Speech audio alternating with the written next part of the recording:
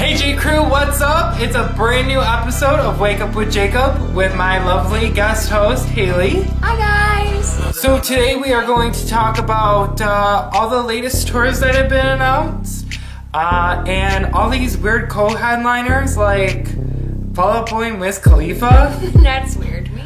Iggy Azalea and Nick Jonas. What? But Nick Jonas part I like. Yeah, okay. Well, I like Iggy Azalea because, you know, I'm fancy. You already know. Right. Yeah. And then also Train and the Fray are touring together. Okay, I can see that. Yeah, that makes sense. Alright, so stay tuned. We'll be right back.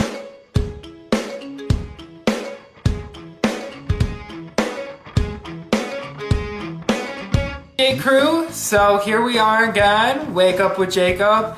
So, like I said, we're talking about some new tours that have been announced for this summer, like the Iggy Azalea and Nick Jonas show that will also feature Tinashe, who you might know, who sings 2 On. They usually play on the top 40 radio stations, like 98.7 AM radio. But a lot of people kind of found this to be a little bit shocking because you have a rapper, but yet somebody who's in a boy band. Now granted, Nick Jonas has kind of been looking for doing a new image. He did do the photo shoot with the crotch grabbing, Yeah. you know, she was a fan of that. And his new music does kind of have more of a, what would you call it? More of like a chill vibe, kind of. I wouldn't even put it R&B, kind of like Justin Timberlake kind of. Okay, like a vibe. more top 40, more appropriate, more adult, but yet not being too sexual. Yeah. You know, he's not shaving his head and riding on a wrecking ball, but then again, he didn't have that much hair to begin with. Yeah. But, you know, so I think it's kind of different for guys too, going from Disney star to grown-up star. But, you know, I think it was definitely a big shock that here he's with Iggy Azalea, who's this female rapper proclaiming. She does kind of have more of a pop vibe going on right now. Obviously with Black Widow, Fancy. She does have kind of some ballads on the record. She always does like rapping in the verses, but she does have those kind of poppy, catchy kind of choruses that make sense. But I don't know, were you shocked by this? I was really shocked because I follow them both on Twitter, and they're both kind of different people, I would say. Yeah. So when I saw Iggy tweet Nick Jonas, I was really shocked. He's like, or it was vice versa. I don't know exactly who tweeted who, but she's like, hey, or he was like, hey, I'm really liking your music. I would love to like do something with you or whatever. So when I saw that, I was like, 2 people from completely different realms like trying to get together. So that was almost like maybe 2 months ago, a month ago, and then this was just released. So when this happened, I was like, oh, interesting. So I will possibly go to that. I don't know because I love Iggy, but I love Nick Jonas more, so I don't know. She's a true Joe Bro fan. Yes, since the beginning. Year 3000. Anyways. Next up on the list is Wiz Khalifa and Fall Out Boy, which I was kind of really shocked about. You know, their last tour was the Monument Tour with Paramore. That was such a strong concert because they were both 2 people that actually used to be on the same record label, which was Fueled by Raymond, who was on 21 Pilots, Panic at the Disco, and Paramore, of course. You know, so they were once label mates, you know, and they were the same genre. It made perfect sense. Fans requested for this.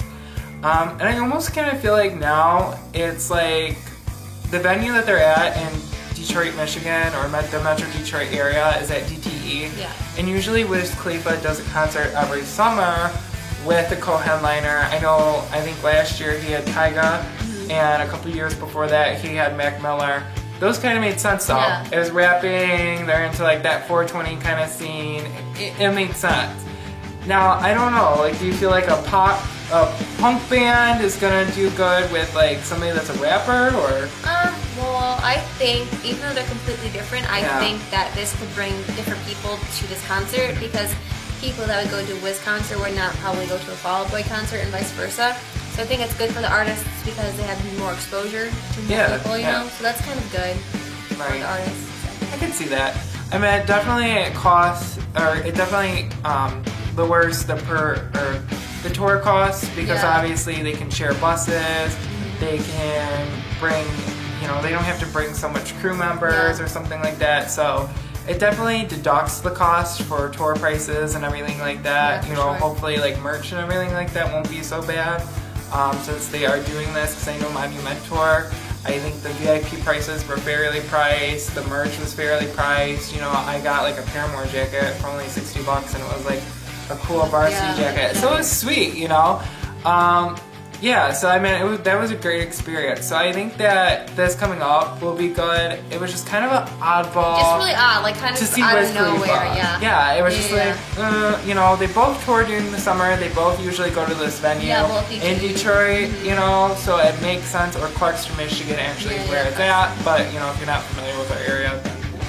But yeah, so next up, that's actually going to be coming to DTE in Clarkston, Michigan, is Train in the Fray. They also have another opening act too that's not as big. I wasn't too shocked by this one because Train usually brings out like a pretty good artist. Big crowd, you know, I think I want to say they brought out The Script maybe last year. I have no idea. To do there, yeah. So I meant, you know, they've toured with Maroon 5 before they got into more of the pop scene, like they are now. So it makes sense. They're both casual. You know, I think you made a reference saying like they're kind of like, you know, same kind of genre. Yeah. Same fans already, I yeah, think. they play on the same radio station, same, you know. Same listeners. So Yeah. I think people will be happy to see those two together, and they're paying for basically 2 concerts in one, so why not? It's pretty awesome. Yeah, and they have great hits, you know. I feel like Train and the Fray are definitely, it's a good show. I've seen both of them separately. I think it's just a good family show. So if you're looking for something that will kind of get the 8-year-old jumping, as well as, you know, we can go all the way to maybe 70s or even higher. Yeah, you know, hey, whatever, you know. It's something that, you know, you can do as, you know, that son and mom thing, you know, or whatever, you know. Usually me and my mom go to the Train concerts all the time. I was gonna say, like, So, going to DTE as a family is like a really cool summer outing, you know? It's on fun. the hill. It's fun. You can go on the lawn, do a little picnic thing, you know. I think they really actually fun. do allow coolers there. You know, definitely always check online and make sure. But yeah, it's always fun because you can just bring snacks for the kids and stuff, you know. But yeah, so yeah. Well, I think that's all we have to talk about today. So definitely check back with us, like, comment, subscribe. If there's anything that it's kind of like we need to cover on pop culture, feel free to let us know in the comments down below for any future references on anything. But yeah, thanks for tuning in with Wake Up with Jacob, and I hope to wake up with you with another morning. So bye.